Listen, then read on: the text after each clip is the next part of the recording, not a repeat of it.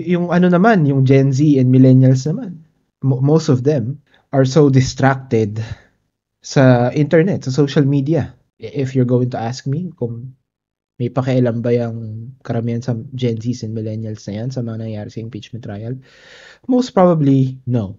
Pero, di ba, sila yung barometer natin, sila yung magiging gauge natin kung saan ba mapupunta yung bansa natin.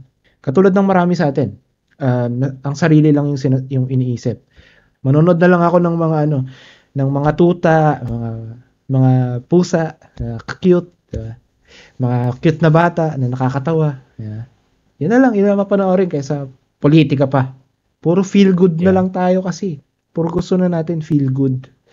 Na nakakalimutan na natin kung ano talaga yung makaka-apekto sa buhay natin now and in the future. Kaka-protekta ng inner peace, di ba? Nalimutan na nilang protektahan yung kaban ng bayan. Yan. Exactly. Kasi post trial na ba tawag doon sa ginawa nila or post Senate hearing? Pun intended. Anyway, yun. Post trial. Nag-observe din naman ako sa social media, dito sa labas lang kung pinag-uusapan siya. Parang wala almost non-existent.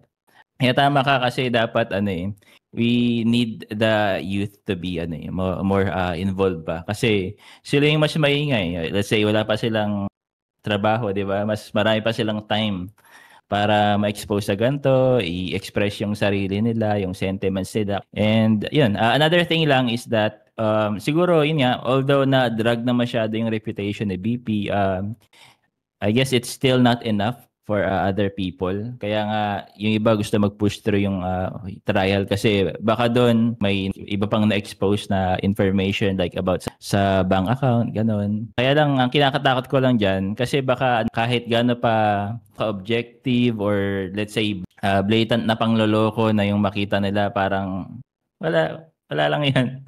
Diba? Kasi isipin lang nila, the other side BBM parang wala naman siyang mag ng accountability. Ang tingin nila it's all political lang not for the good of everyone. Pero yun, sana mali ako sa part na yun. If ever na may makita silang mali, ganun pa rin dapat pag-usapan, i-protest. Sana nandun pa rin yung care natin sa bansa natin.